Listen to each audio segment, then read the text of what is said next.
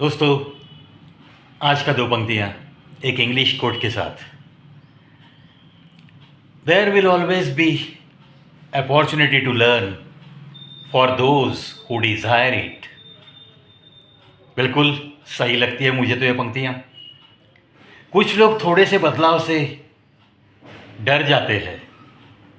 जीवन में थोड़ा बहुत संघर्ष करना पड़ा तो घबरा जाते हैं। एक आत्मविश्वास के साथ कदम उठाना ही भूल जाते हैं। और ये उम्मीद, ये लफ्ज़ ऐसा है, ये उम्मीद, ये चीज़ ही ऐसी है कि ये आपको कभी छोड़ती नहीं। आप खुद इस उम्मीद को छोड़ देते हैं और सरेंडर हो जाते हैं। परिस्थिति से सरेंडर हो जाते हो। आप परिस्थितियाँ जो भी आती है उनके साथ संघर्ष करके, उनके ऊपर हावी होके मंजिल की तरफ दौड़ना ये भुला देते हो। खुद के दिल में जो सपना है उसे भुला देते हो। उम्मीद ही खो देते हो।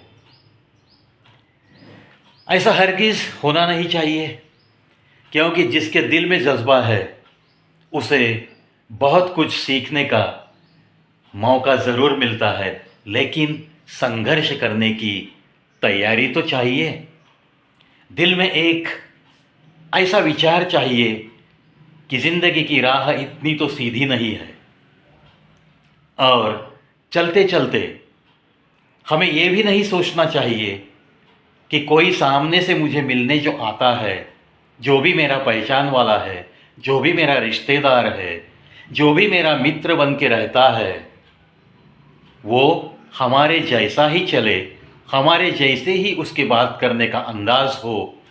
ऐसी अगर उम्मीद रख के आप उसकी तरफ देखना शुरू कर देते हो तो वो रिश्ता आपका टिक नहीं सकता। क्योंकि एक बात आपको ज़रूर ध्यान में रखनी है कि कोई भी इस दुनिया में अगर साथ चल रहा है आपके, तो आपका सीधा हाथ पकड़कर, उसके सीधे हाथ को पकड़कर आप चल नहीं पाओगे। यानी कि आपके दाहिने हाथ से उसका दाहिने हाथ पकड़कर क्या आपको चलना संभव है? बिल्कुल नहीं। मुझे तो यह पंक्तियाँ भी बड़ी अच्छी लगी कि कोई अगर साथ चलता है तो अपने सीधे हाथ से किसी और का सीधा हाथ पकड़कर उसके साथ चल नहीं सकता। बिल्कुल दिक्कत आती है ना? थोड़ा सोच के देखो।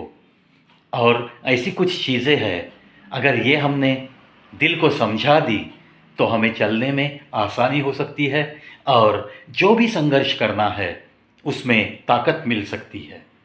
संघर्ष से कभी हमें घबराना नहीं है, और प्रयास करने से कभी चूकना नहीं है। प्रयास जो जारी रखता है वही इंसान एक ना एक दिन मंजिल को पा लेता है। चलो, संघर्ष किसके जीवन में नहीं है?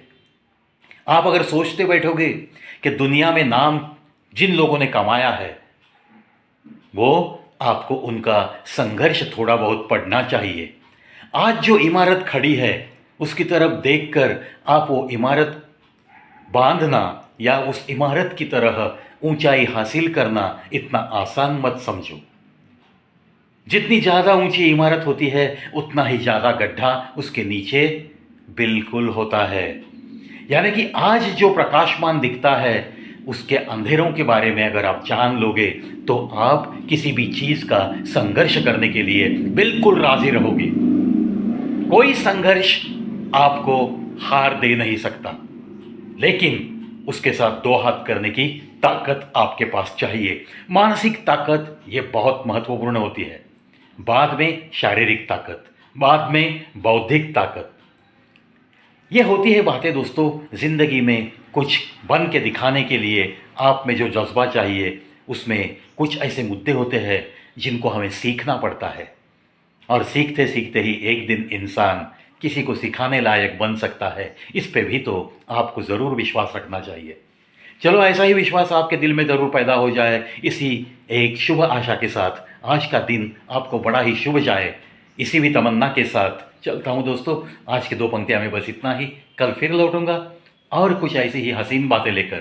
तब तक आज्ञा दीजिए।